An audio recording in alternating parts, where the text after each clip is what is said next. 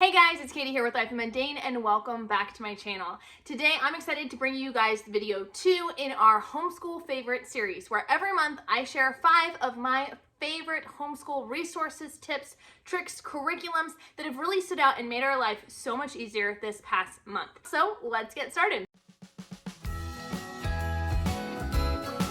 Hi, my name is Katie and welcome to Life in the Mundane.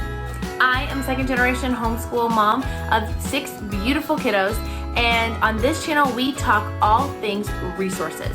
I love to share with you resources that are going to help you in your homeschooling and help encourage you in your biblical parenting and how you can utilize those to their fullest potential so that you can make the most of the little moments. First up is vocabulary cartoons. Guys, you probably saw this in a recent book outlet unboxing, and if you guys missed it, I'll post a link up in the iCards and down in the description below.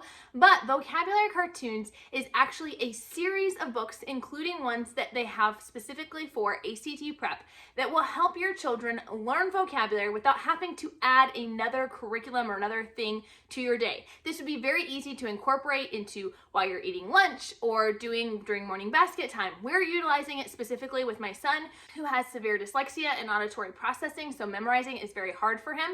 But through mnemonic devices as well as pictures, this makes memorizing big vocabulary words a piece of cake. In here you will find a picture, a definition, and some practice sentences for each and every word. For instance, here is agility. It's the quality or state of being nimble, quick in movement, or adaptable. And you can remember kill a flea, agility. And so you see that it takes agility to kill a flea, and there's a cat jumping off to kill a flea. Then they have practice sentences that you can use to hear how it could be used in multiple contexts. And then every 10 vocabulary words, there is a little practice quiz. You can have your child do this as a written exam, but I actually just do it orally, and I will have them test out their knowledge, making sure that they're retaining all of this.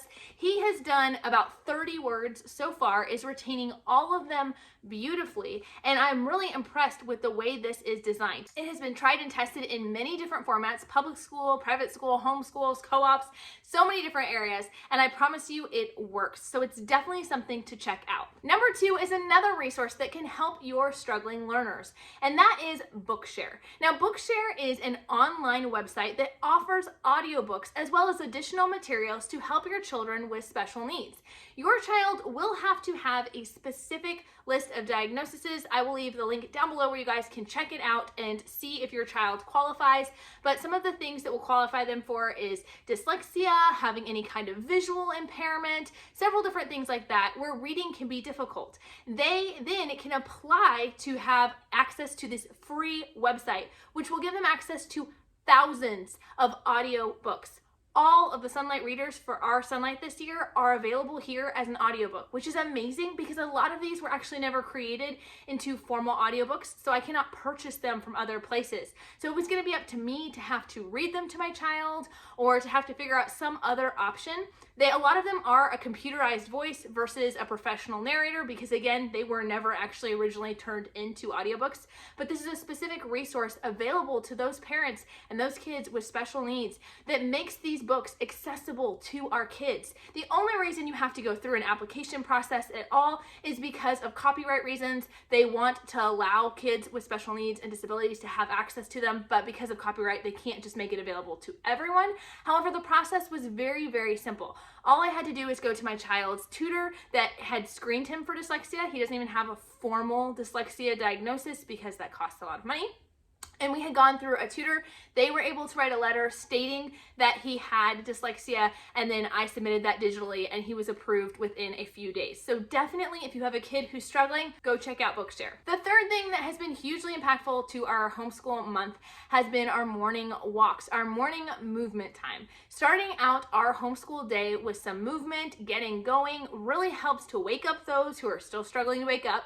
It helps to get the wiggles out for those who wake up quickly, and helps get our minds and our bodies ready for learning. We have been doing morning walks every morning from 7:30 to 8. We do a 1-mile walk with Wendy over at Plan Prep Pray.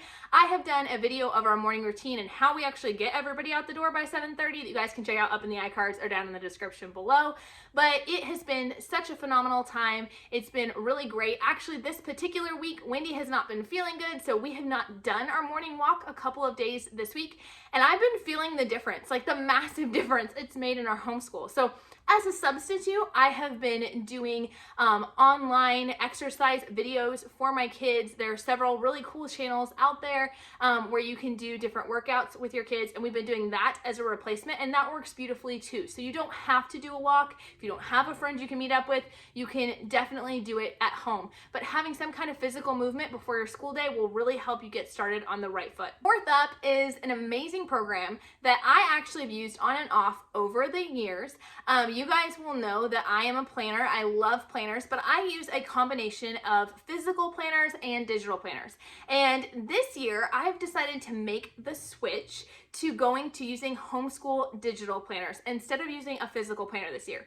The reason for this is in the past, most of my schoolwork has been pretty open and go. You just do lesson 1, then the next day you do lesson 2, lesson 3, so on and so forth. So it wasn't really hard to keep track of. However, this year we are homeschooling 6 kids. They are all doing different curriculums. There are multiple moving pieces, especially for my kindergartners, as they have a lot of little things that they are doing here or there that I want to make sure we get to every day. Because of that, I decided to go back to using a digital online planner for our homeschool day, and I have gone back to using Homeschool Panda. Guys, Homeschool Panda has grown so much since when I first started using it, and I can't wait to share more with you guys about it. I'm actually going to do a whole video just dedicated to sharing with you guys what I love about it and the resources and tips on how to utilize it. But in a nutshell, it allows me to be able to schedule my kids' schoolwork with just a few clicks of the button, to be able to see everybody's assignments that are needed for that day, to make a special login for my older students to be able to check off what they have done each and every day. It has the ability for me to place pictures in so I can keep a digital portfolio of different videos or pictures of activities that they have done for each day. It has a reading log that keeps track of the things that my kids have read and even allows them to rate the books they've read in their own portal. And it even allows me to create report cards and transcripts for my kids. Those are just the highlights, but stay tuned and subscribe for that video because I can't wait to show you guys a look inside of it, to show you more detail. But that has been huge for keeping track of everything and keeping good records of everything that we've done so far this year. The fifth and final thing that has been hugely impactful in our homeschool this year, I talked about in my morning basket video, which you guys can check up in the iCards and down in the description below, but it is our feelings chart. I created this feeling chart and I have made it completely available to you guys free of charge so that you guys can use it with your kiddos, and I'm loving it. A lot of you guys are tagging me in your Instagram posts or in your YouTube videos, sharing with me how you're utilizing this, and I love seeing that. So keep that up. But the idea here is that your child every day, whether you use a morning menu or you just hang this up on your wall, you are going to have your child identify what feeling they are feeling today, and then a truth that goes along with that. Because we want to teach our kids how to filter through their emotions and find the truth. Sometimes our emotions are not always reliable or stable. They can lead us to be tempted to think that, well, I can't get through today without grumbling and complaining because I'm tired. But in reality, that we know that even though we're tired, that God gives us the strength to go throughout our day.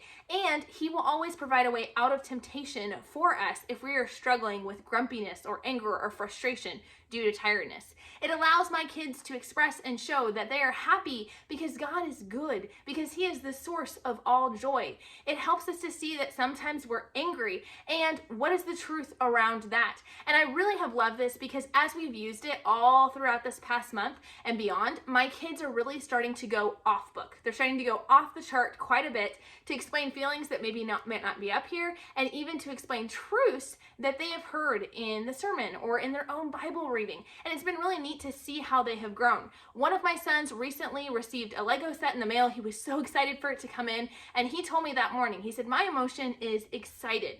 But the truth is that while I am excited about this Lego set, and it is a really cool thing that this Lego set is coming in, I know that the Bible says that what we have here on earth is nothing compared to what heaven is like. And so to me, to think that as excited as I am about this Lego set, that heaven is going to be even better than that, that is really exciting to me. And it was just really neat to see him pull all of that together. So this is a great tool that you can utilize with your kids if you want to learn more about how we utilize it and the importance of helping your kids understand the importance of their emotions, but filtering that through truth. Be sure to check out our podcast episode on this specific topic. I will link it down below as well. I hope you guys have enjoyed our 5 favorites. Be sure to subscribe. Check out the playlist to see last month's 5 favorites, and we'll be sharing more with you guys here soon. we'll talk to you guys later. Bye.